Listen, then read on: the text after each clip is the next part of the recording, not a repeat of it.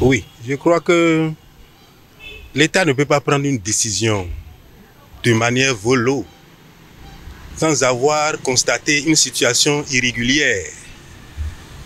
Pour cela, moi je voudrais dire d'abord, c'est très pertinent. Parce que 20 hectares, ce n'est pas un petit espace. Ce n'est pas une petite comme une petite parcelle.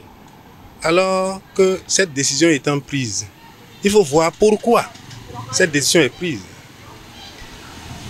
Et il y a des personnes chez nous qui ont des relations à l'extérieur, qui, à travers eux, font acheter des relations, des personnes à l'extérieur qui font acheter de grands espaces. Et ceux-là qui achètent de grands espaces allant de 20 à 50 jusqu'à 100 hectares qui restent à l'extérieur, et pour exploiter donc ces espaces ici, ceux-là, ils s'accaparent des citoyens, des biens des citoyens de chez nous. Parce que après tout, même si ça sera exploité ici, ce sont les citoyens qui seront exploitants. Mais ce sont les citoyens qui seront exploités parce que c'est eux qui vont cultiver pour eux.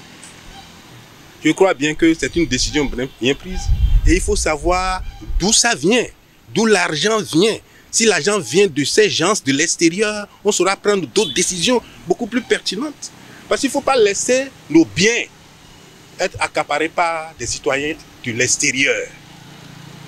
Ou bien accaparés par des personnes étrangères. Donc c'est pour cela que moi je ne vois pas cette décision comme une mauvaise décision, mais une bonne décision. Parce que ça justifie que l'État veille sur les biens des citoyens. Parce que moi je m'en vais vous dire, il y a aussi des citoyens à l'extérieur qui achètent des biens de grands espaces et qu'ils n'exploitent pas. Alors que d'autres citoyens sont dans le pays et qui n'en ont pas, et qui sont dans le besoin et qui n'en ont pas. Il faut encore brosser cet aspect du problème pour que les citoyens vivant dans le pays puissent avoir des espaces à cultiver au lieu que d'autres en achètent et en amassent sans rien y faire. Et même s'ils doivent faire quelque chose, ils vont prendre ceux-là comme des ouvriers alors que c'est un bien commun. La terre est un bien commun.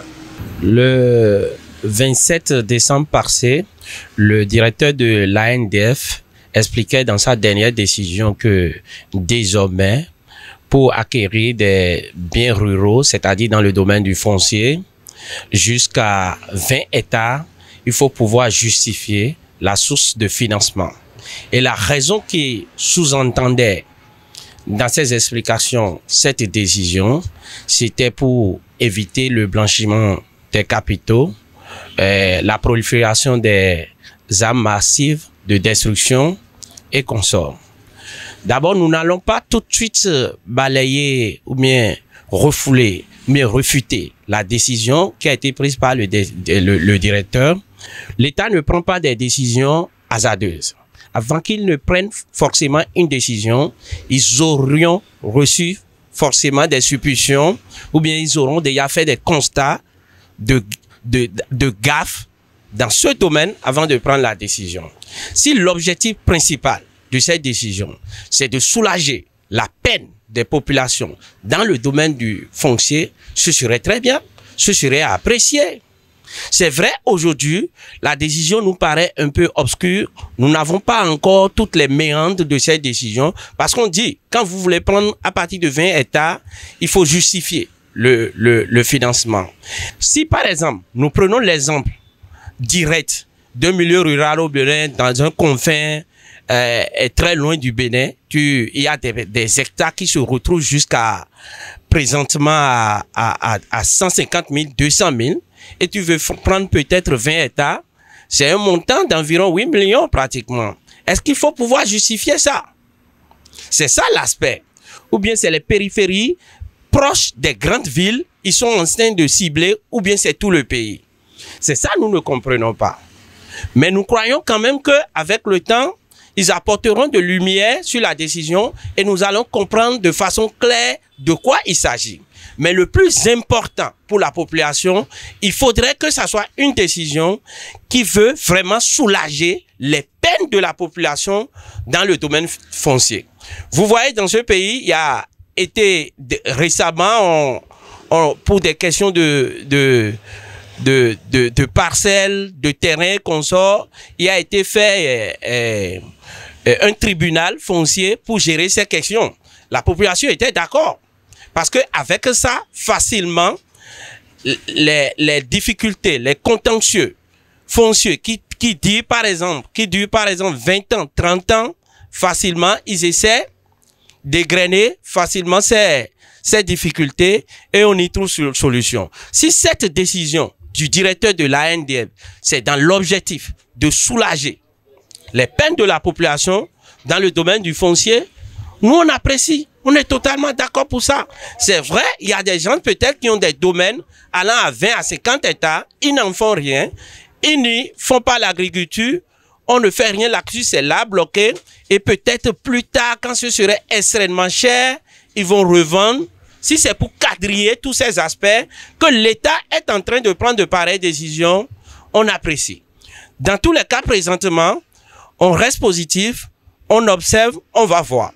Si, chemin faisant, il constate que cela évoque assez de difficultés à la population, on espère quand même que ils vont essayer de retailler à nouveau, d'apporter de nouvelles touches à la décision et il y aura la paix quand même dans ce domaine, dans le pays. Décision décision d'agbe. Mais de pour fond, on croit qu'on va 20 hectares. Mais bon goudolé déterminément.